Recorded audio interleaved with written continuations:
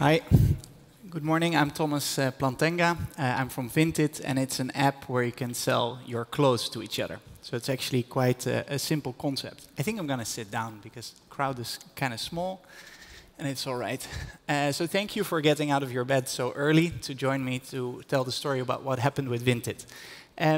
Practically, Vinted is founded in Lithuania by two friends, Justus and Milda. 10 years ago in Lithuania, it was a different time, and Milda moved to Vilnius, the capital, and thought it would be a great idea if she could share her clothes. Next to that, she thought that it would be good for the environment because the fashion industry is kind of a dirty industry. So they built a website first together with Justus because Justus believed in this idea because he thought it would be useful as well. So after a while, things went off and it virally grew, and they thought, like, actually, this can be a big thing. So let's try to do this globally. Let's try to make second-hand fashion first choice worldwide. And practically what they've built over the first years is a mobile-first application where people very easily can list, discover fashion, and then buy in one click. And what happened is there's mostly women using this, mostly on mobile. And our age demographics is between 15 to 35-year-old. Our business model is a model in between e-commerce and classifieds. So we have a transactional model, but we also make money out of advertising and value-added services. The company now has 300 people, as you can see, mostly in Lithuania. We are a company that we have a company that mostly has product development and customer support, so we don't have a lot of marketing and management. Currently, together with Mantas and Vaidas, we try to keep everything together. And we recently opened 2 years ago an office in Berlin, so there we now mostly have our marketing because it's a nice place to attract international people. The story of Vinted is not a story that is all good. Actually, it started with a lot of organic growth in Lithuania, Poland, and Germany. And then big investors came in, a lot of money came in. And at this point in time, they decided to start monetizing the model. So up to then, it was completely free. And at that time, they thought, OK, we copy the Poshmark model, and we start monetizing. For 1.5 years, the company tried to make that work. But what actually happened is that it went worse and worse. So instead of making money and continue to grow the company, at a certain point in time, it was very clear that the user base was declining. They were running out of money. And at the summer of 2016, there was only a couple million left on the bank account and practically 9 months of runway with a non-working business model and too many people in too many offices. At that point in time, I came in and we started to relook at everything. And we realized, you know what, actually our competition is very big. It's not only the niche fashion players, but also eBay, classifieds, and ships that are very big competitors of us. Next to that, we actually started realizing how much we were declining in our core metrics. If you looked at revenue and GMV, it still kind of looked good. But if you looked at the actual user engagement, it was very clear the whole thing was going down. So we were adding less value, we were declining, and we had only 9 months to live. So this was a scary situation. So we realized the only way to get out of this is if we really can scale this, so if we really can start growing again. So therefore, we should aim for the biggest user segment that's there, not the rich people with high valuable clothing, but just regular people with regular clothes. Because that's where the scale is, and then maybe we can make some money out of that.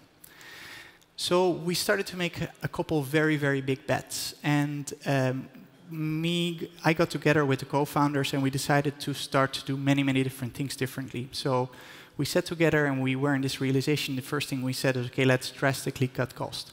So we closed offices in San Francisco, London, Munich, Paris. We fired half of the company, of which many, many people who did an amazing job. We fired much of the management and then refocused everything into a small technical company that was mostly focused on building a product that works.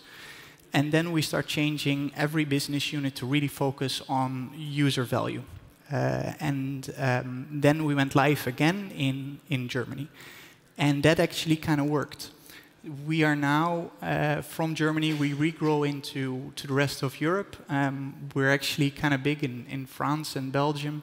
Poland and Czech are starting now. And we just started Spain and Belgium, and we're going to to the Netherlands soon. From there, we're taking a position in Europe, and we're focusing to keep on growing in this way. At this point in time, we have quite a big user base, and what is interesting about this is that they really love the community. So they spend on average almost an hour on our app, and the retention and frequency of usage is really, really high. So we really were able to scale this and to bring the community to an engagement level that really works for us and for the user.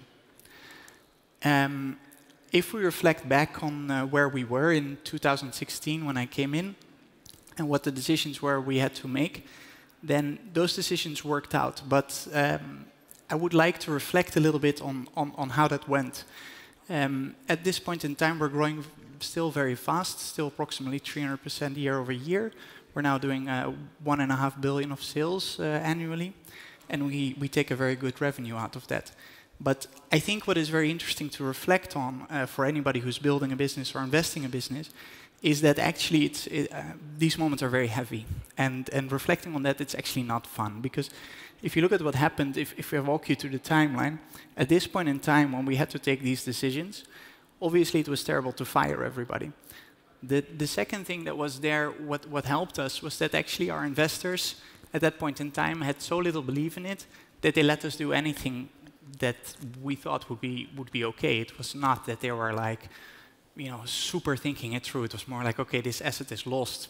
Just try what you can. And then, what you get into, because the company was overvalued, is that through this period where the first growth starts to happen and where you actually believe in the business, because when you're close into it, you really believe it and you see that things are working. Actually, the rest of the world doesn't believe in you yet. So many of the people that I previously built businesses with, they're lowballing you with offers. Your investors still don't believe in it. And this is very heavy because you first went through this phase where the company goes through a troublesome time. Then you finally, as a company and as a team, you believe it and you feel it's going on. And then you go to London to raise money and everybody kicks you out. And psychologically, this is very heavy. And I think, any advice in that stage, if I look at the co-founders I worked with, is that, I don't know how I did it, but you need to find people that you can stick together with and that you can go through these things.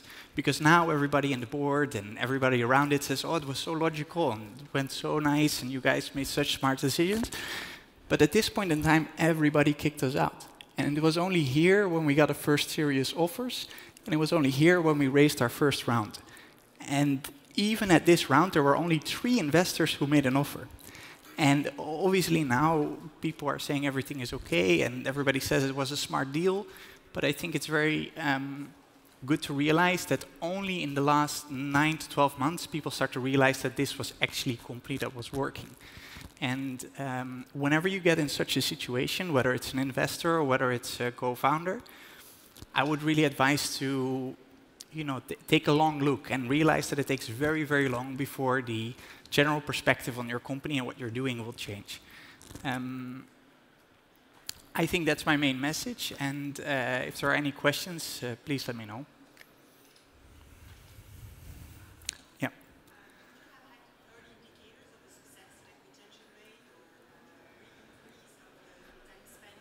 Yeah.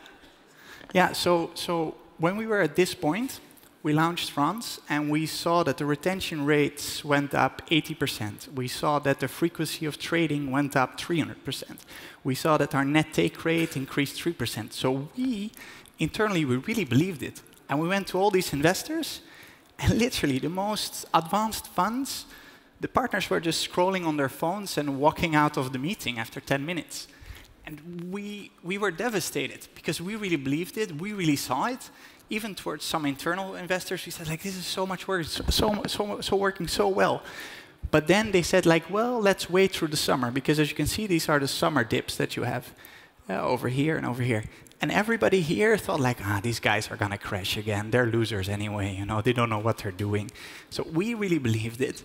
But anybody externally you talk to would always find ways to say that it's not working. So I guess you can always find a metric in this huge financial planning that you have that shows that probably it's not going to work. And even though we really believed it, we really did the math, and we kind of experienced in that, you know, it didn't matter what we said. Anybody else? Yeah, in the back.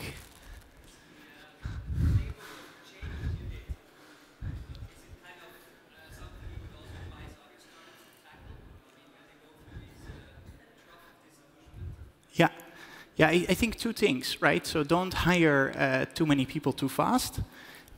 Don't open up offices in cool places that are very expensive. London, Paris, San Francisco. I mean, it's super cool, but you know, the value you get for your money is not so much better.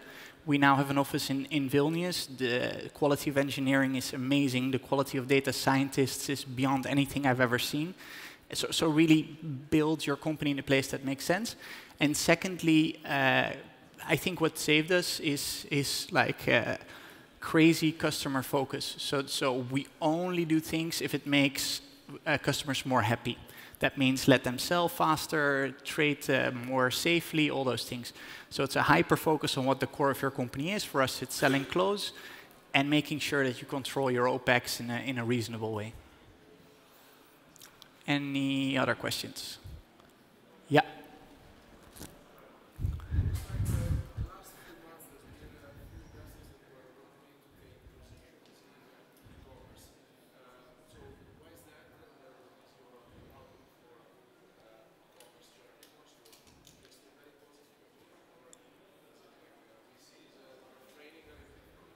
So you mean specifically in us or specifically in the fashion?